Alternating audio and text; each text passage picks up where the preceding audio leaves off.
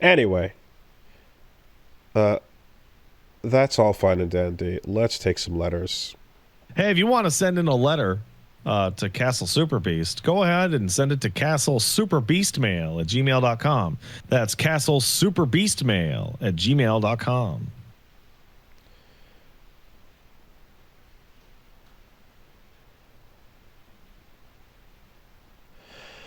Let's take one over here. All right. This one comes in from Chris, who says, Yo, Chris, what up? "Dear unreliable religion, Pat, and this too is about racism, Wooly. Last podcast's discussion about Naughty Dog's Intergalactic reminded me of Wooly's reaction to Metaphor Refantasio in episode 290. When Wooly was going, wow, look at this RPG heavily featuring racism as part of its world building, my initial reaction is, what is he talking about? That's almost every RPG.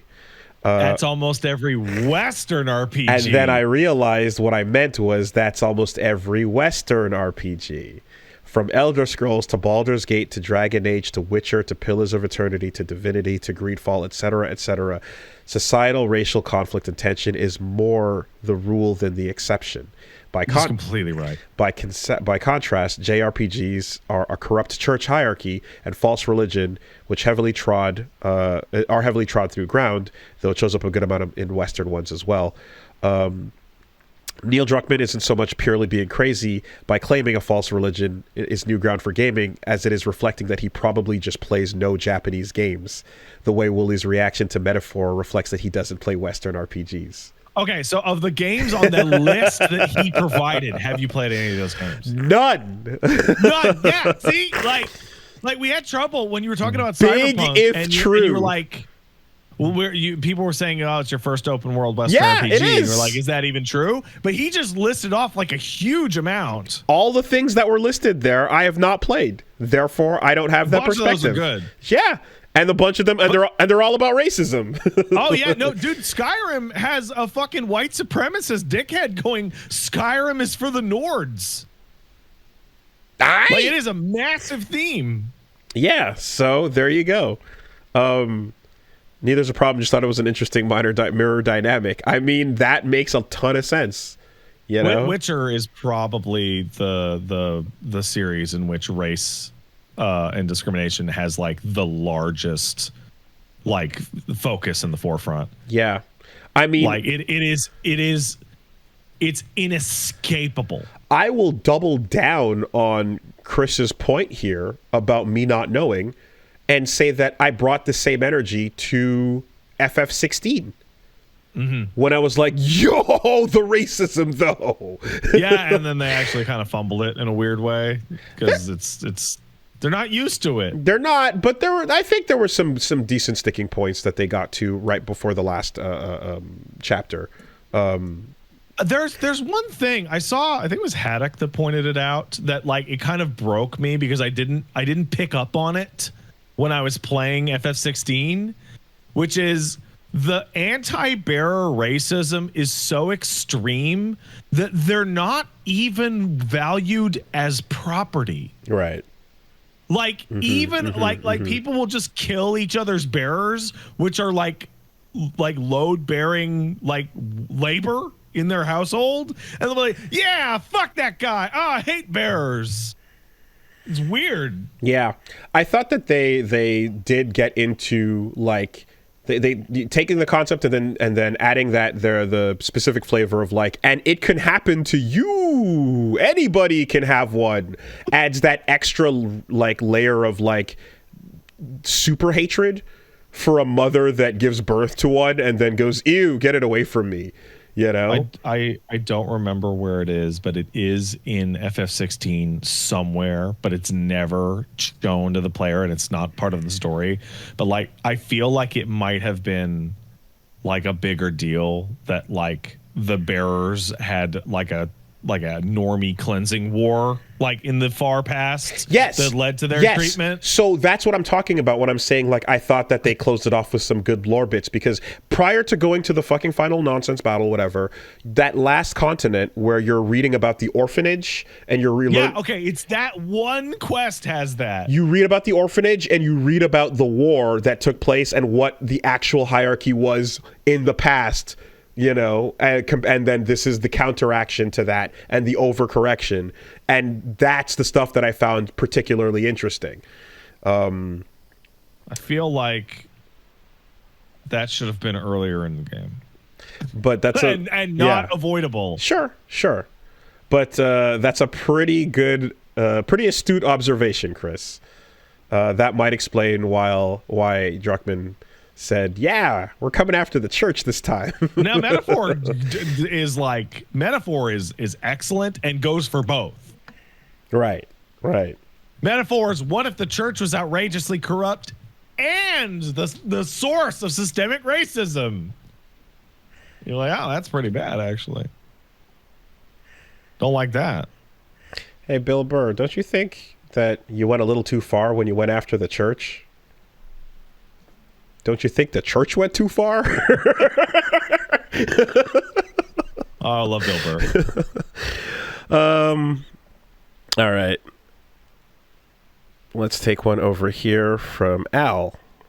Hey, Al, what up, man? Hey, Pat and Wooly, quick question. Do you have any examples of advice that people get or give often in games that actually turns out to be super unhelpful and teaches bad habits? I imagine fighters have a ton. Right away. For example, a lot of people say ink your base when you start a Splatoon match. But it's actually a rookie mistake that can hurt teams a lot. It forces the rest of the team to get into a 3v4 battle in the middle of the map, and it usually puts you on a losing position, trying to reclaim mid in the first half of the game. Worst, your team gets wiped, and the enemy just inks all over your spawn during that, undoing the work anyway. The correct move is to toss bombs and spray a little ink as you race out of the spawn area, then slowly cover it over the course of the game. Pros will often just ignore it entirely until a full team knockout, then use the enemy respawn time to go back and cover their own base. I have two, actually. Chat actually reminded me of one. Okay. Number one is a fighting game one. And it is like, you and I have heard it forever, and it's horrible. It's the worst. Hey, I don't know what character to play. What should I do? Well, you should try every character on the roster and see which one you gel with. No!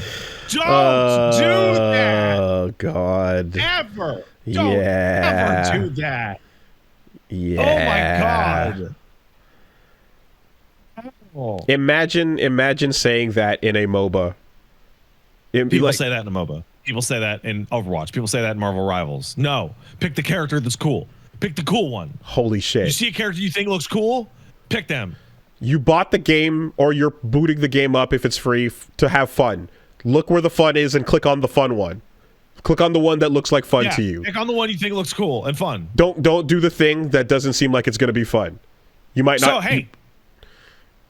Somebody in the chat asked the perfect follow-up question. Is that advice really that bad? That advice is terrible, because that gives you the situation where people load up Street Fighter and they start playing matches one character at a time and have a miserable fucking time for 20 matches and never even get to the cool character on the roster what the they fuck wanted am I to play, doing? and they quit. Why am I doing this? This sucks. I don't enjoy it. You're telling people to go not have fun. And the thing is that like there's some genres of games where you boot up and there's no choices to make except for like, I guess kind of like maybe customizing your own like character or so, but you're going in and the game will reveal itself to you. But in games where you're just given this big choice right off the bat, you just have to lean towards whatever you think looks cool. Rule of cool is the only way. Like any time spent losing and feeling shit or whatever, or not getting what's going on and being confused while you also don't like the character you're using, is terrible. That'd be awful. Terrible advice. I have a second one. Sure. The second one is everyone in the world who has played Final Fantasy XIV and told someone about the Cure 1, Cure 2 interaction known as Free Cure. So if you cast Cure 1, it heals for, I don't know, a couple hundred potency. And every now and then, it'll give you a free cast of Cure 2, which means you won't have to use MP, which is nice. This is a trap. This is a built-in trap for healers because Cure 1 doesn't do enough healing output, and people will die as you are fishing for Cure 2. It just literally doesn't do enough healing to the point where I would tell people to take Cure 1 off the bar. Throw the whole move in the garbage. Because time matters. Yeah. Yeah. Okay. I don't know, like, if it counts if it's official or not, but Mario Party telling you to fucking grind your palm onto the stick is probably a bad idea. You've seen people with the mark, right? Ripping your flesh off the palm, yes, the mark of the fake one, of the liar, of the beast. Like, just don't do it. Don't do what the game tells you to do. Those games are bad. Winding up your fucking little Shy Guy toy, or Tug of War, right? The one where it's not even like, oh, do this to a certain amount of computer speed inputs or so. It's literally outdo your friends to see who can break their palms first. Don't do that. Do not listen to Nintendo. Don't do it. The Mark of Mario. Yeah, man, pick every character at least once while you start the game and you've never played it before is so like The worst part about it is it sounds reasonable. So here, like, another way of phrasing it is don't put homework in front of the person who's playing for the first time. Yeah. Right? You want to, like, you start learning something that you think is that you're interested in, and like that process is fun and doesn't feel like homework. But what does feel like homework is the grindy bits, the studying, the da-da-da. Don't tell people to go do homework up front. That's stupid. Anyway, I mean, I'm basically running a career on trying to undo that bad advice. All right, and we got one here from Brooke who says, quick question. I went to a funeral the other week, and I got into a strange semi-argument with my family about the dress code. Okay. It's my belief that proper dress attire for a funeral service or a viewing is black. My mom and brother disagreed, saying that you just have to dress nice. My brother wore a really bright, almost casual outfit that made me really embarrassed. I settled with my mom on the agreement that bright clothes are okay as long as there's some black or muted element to them. What do you think? From Okay, so Brooke. I doubt it's in the email. This is cultural, right? Step one. Like, are you a white person in North America? This detail matters. Step one right? is yes. It like in China, I believe. I'm not sure which countries in Asia specify or so, but I definitely know that in some Asian countries you wear all white. Right? Yeah, that's the tradition. If you're Irish and you're having a wake, the rules are totally fucking different. But we can talk to North America here where we live, and yeah, you're right. You should be wearing muted clothing. My understanding and familiarity with it is all black. Like you should. It is a somber event. You should be wearing primarily black. And if you don't have primarily black nice clothes, it should at least not be bright in any way. Fancy is way lower on the priority list than dark and or black colors. If you have a dark blue suit, that's probably, you could maybe get away with it, but you should not wear like a Trogdor t-shirt, though this is technically a black shirt. It's also got Trogdor all over it. That would be inappropriate. Not everybody has, a ton of expensive formal wear, so it's understandable if it, is not going nuts there. But like, don't wear your fucking Hagao mind break sweater. However, don't do that. But you can go full goth outfit.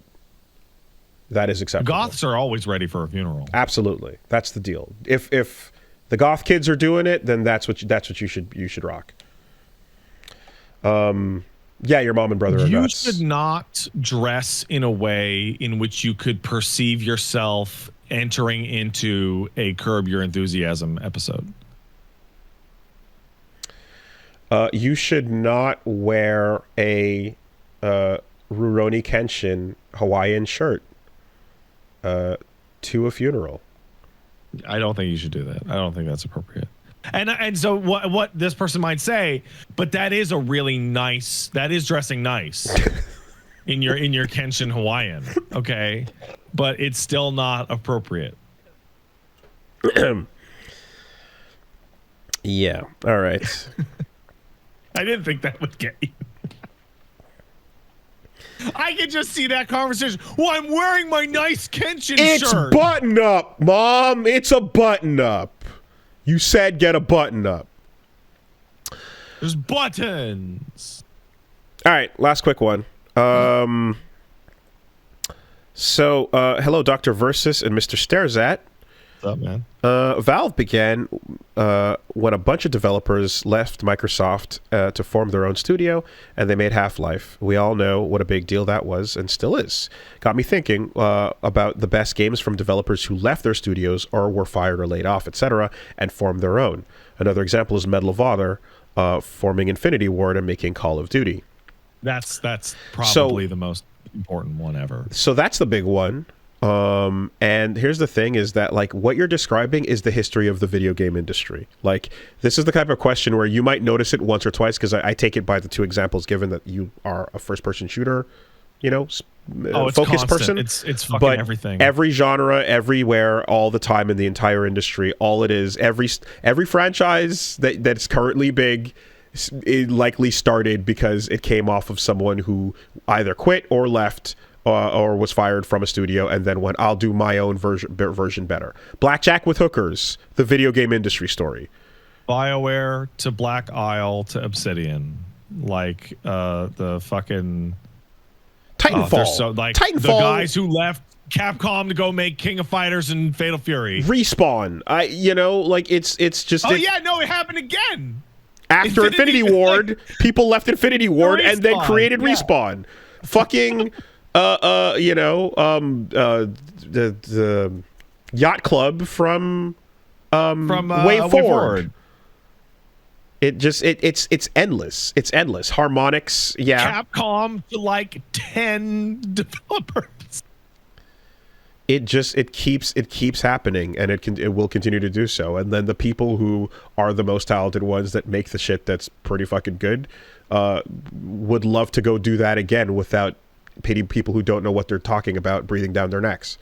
It's the history of of industry, And then sometimes you get a Capcom to Clover to Platinum to Seeds to Clovers, in which the company at the top was right and that maybe making games that make money was important.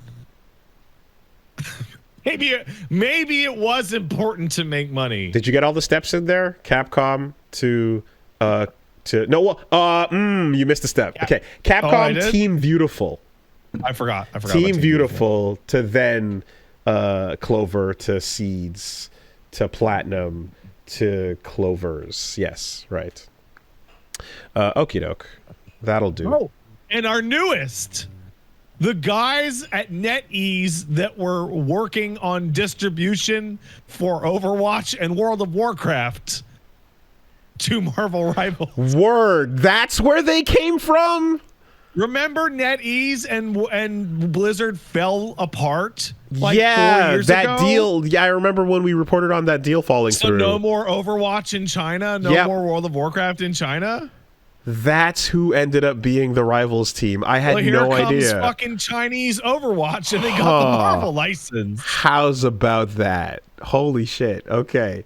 And the spite. Yeah. And the spite inside. Yeah. Absolutely. Tango. Absolutely. Yeah. It literally it's infinite. It's infinite. It's infinite. It's infinite. This is not a special case. It's literally just the way the industry works. All right, that'll do. Everyone, happy holidays. Merry Christmas. Have a good new year. Take care. Bye.